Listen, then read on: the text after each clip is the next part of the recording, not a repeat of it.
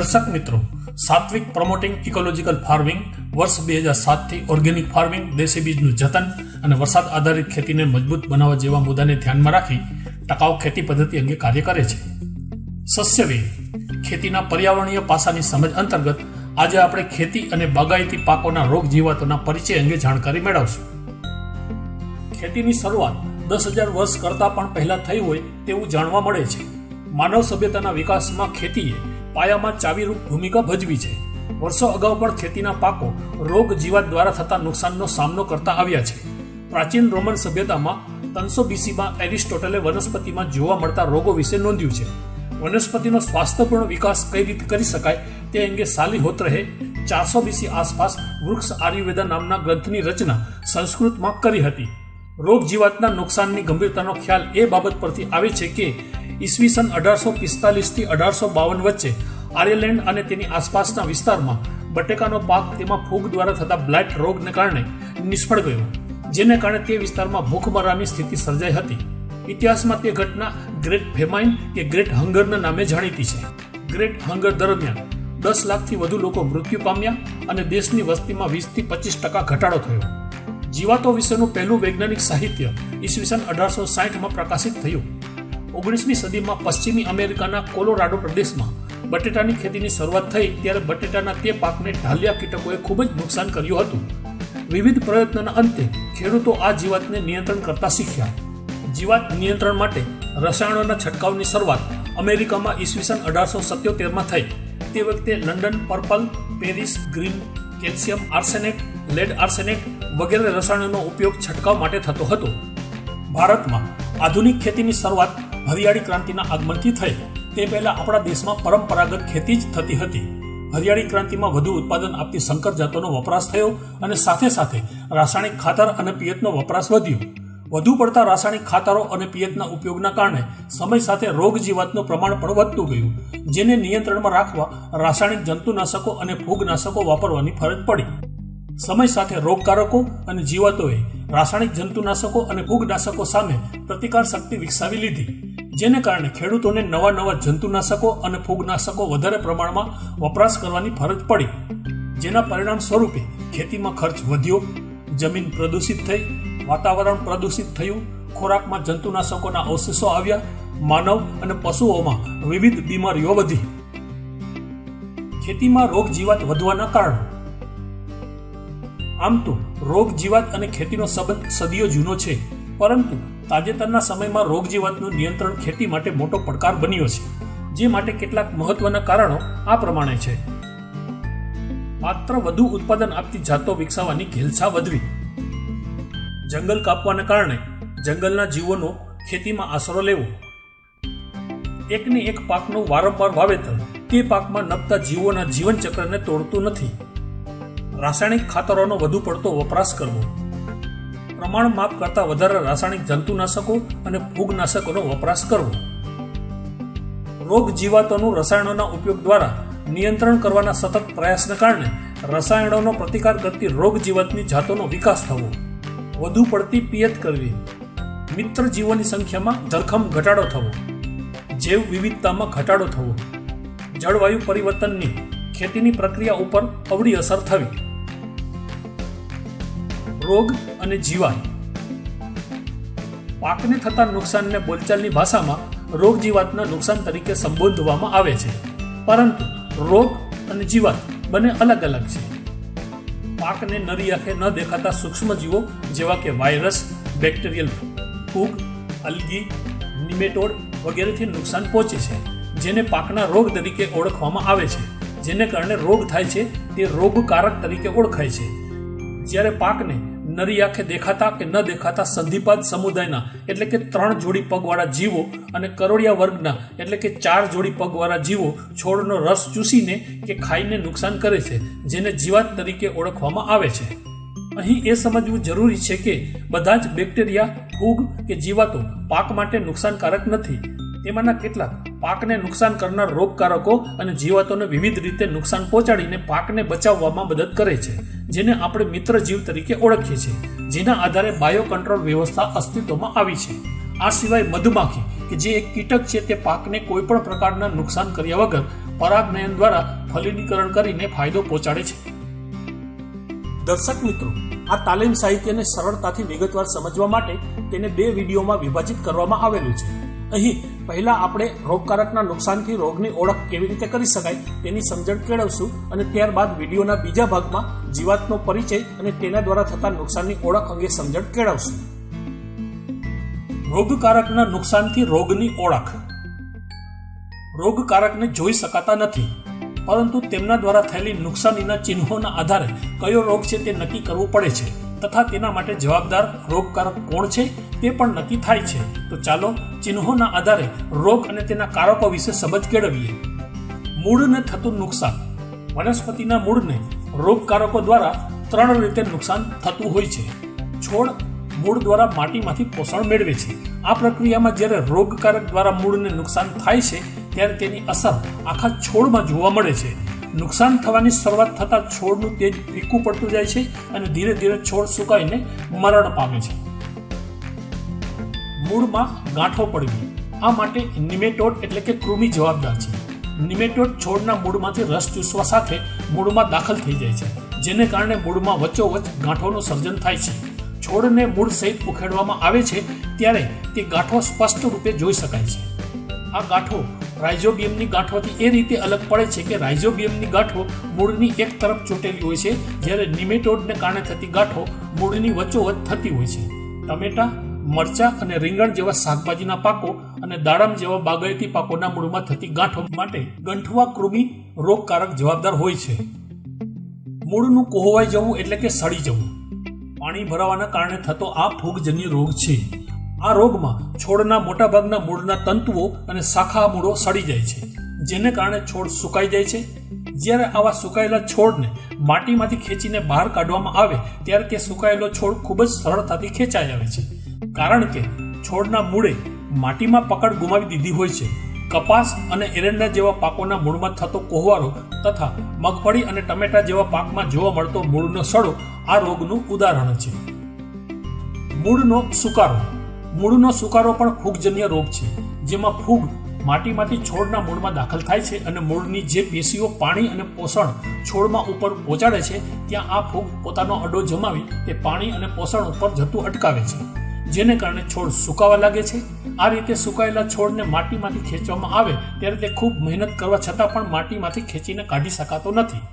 આવા છોડના મૂળને જ્યારે ઊભા ચીરવામાં આવે છે ત્યારે વચ્ચેની નસ કાળી કે ભૂખરા રંગની થઈ ગયેલી જોવા મળે છે. કપાસ, એરંડા, ટમેટા, મરચાં, દાડમ, જીરું અને મકાઈ જેવા પાકોના મૂળમાં જોવા મળતો સુકારો તથા મગફળીના પાકમાં જોવા મળતી સફેદ ફૂગ મૂળના સુકારાના ઉદાહરણ છે. થડ અને ડાળીને થતું નુકસાન. રોગકારકો થડ અને ડાળી ઉપર અલગ અલગ 3 જગ્યાએ નુકસાન પહોંચાડે છે. નુકસાન જો થડમાં હોય તો તેની અસર આખા છોડ ઉપર પડે છે, પરંતુ જો નુકસાન ડાળી ઉપર હોય તો તેની અસર જે તે ડાળી ઉપર જ થાય છે.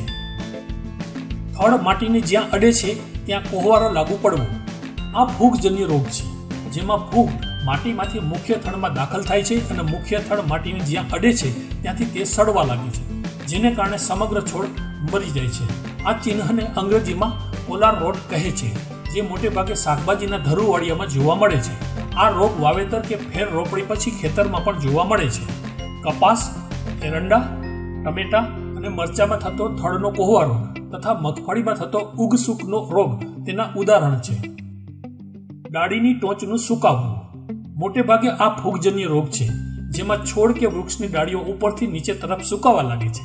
ડાળી કાળી પડી જાય છે, તેના ઉપરના પાન ખરી પડે છે, તેને કારણે નવી ફૂટનો વિકાસ પણ રૂંધાય છે. કેટલાક સંજોગોમાં આ માટે બેક્ટેરિયા પણ જવાબદાર હોય છે. ઘણી વખત ખારાશની પ્રતિકૂળતાને કારણે પણ છોડ કે વૃક્ષમાં આ પ્રકારના લક્ષણો જોવા મળે છે. આંબાના વૃક્ષમાં થતો ડાયબેક નામનો રોગ તેનું ઉદાહરણ છે. છોડ કે વૃક્ષના મધ્ય ભાગના થડ કે ડાળીમાં નુકસાન થવું. કેટલાક સંજોગોમાં અન્ય કોઈ રોગ જ્યારે ગંભીર સ્વરૂપ ધારણ કરે છે ત્યારે તેના દ્વારા થતું નુકસાન થડ કે ડાળીમાં કાળા કે કથ્થાઈ ધાબા સ્વરૂપે જોવા મળે છે. આ સિવાય કેટલીક વખત થડમાં ફાટ પડે છે અને તેમાંથી ગુંદર જેવું ચીકણું પ્રવાહી ઝરે છે, જેને ગમોસિસ કહે છે. આંબાના વૃક્ષમાં થતો કાલવર્ણ અને લીંબુમાં થતો ગુંદરીયો રોગ આવા પ્રકારના નુકસાનના ઉદાહરણ છે. પાનને થતું નુકસાન. વિવિધ રોગકારકો છોડના પાનમાંથી પોષણ મેળવે છે અને પાનના કેટલાક ભાગને કે આખા પાનને સૂકવી નાખે છે. પાન એ છોડનું રસોડું છે. પાન જે પ્રકાશ સંશ્લેષણ કરે છે તે ખોરાક તરીકે બીજ કે ફળમાં સંગ્રહ થાય છે. આથી જ્યારે પાનને નુકસાન પહોંચે છે ત્યારે છોડની ઉત્પાદન ક્ષમતામાં મોટે પાયે ઘટાડો થાય છે. પાન ઉપર થતા ટપકાના દેખાવને આધારે તેને બે ભાગમાં વિભાજિત કરી શકાય. ગોળ કે નિયમિત આકારના ટપકા.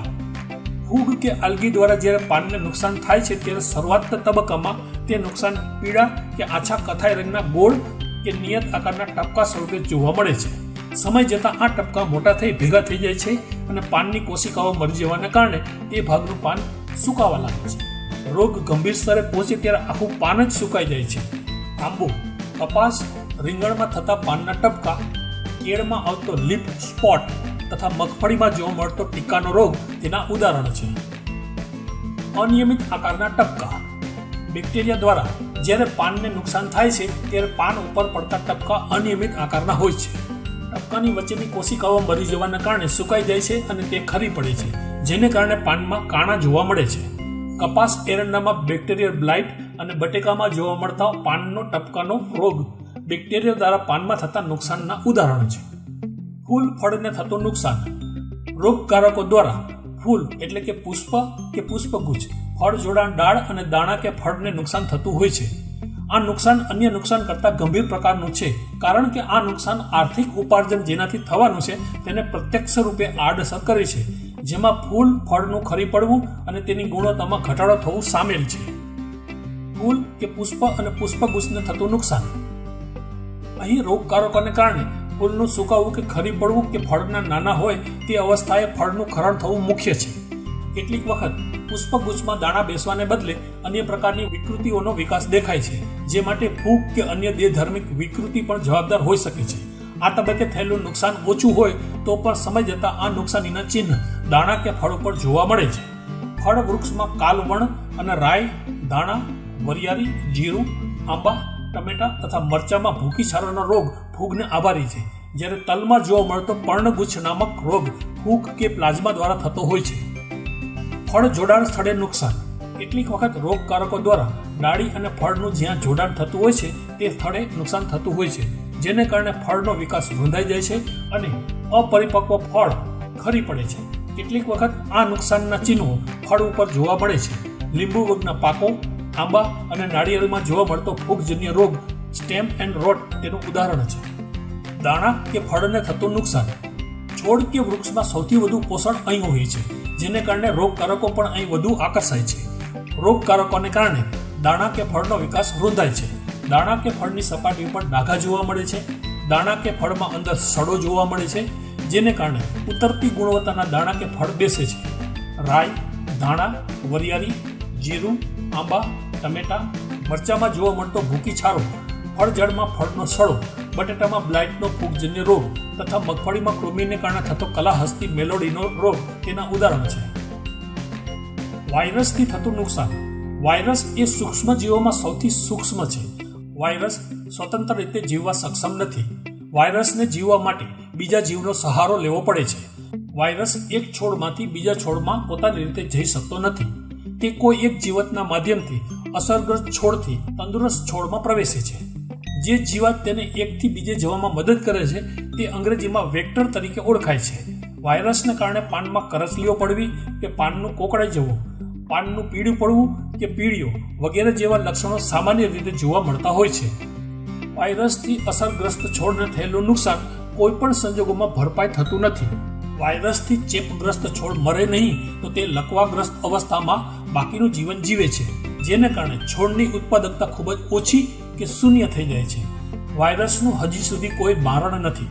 આથી વાયરસના વાહક કીટકને નિયંત્રણ કરવા જરૂરી છે, તો જ આ રોગનો ફેલાવો અટકાવી શકાય છે.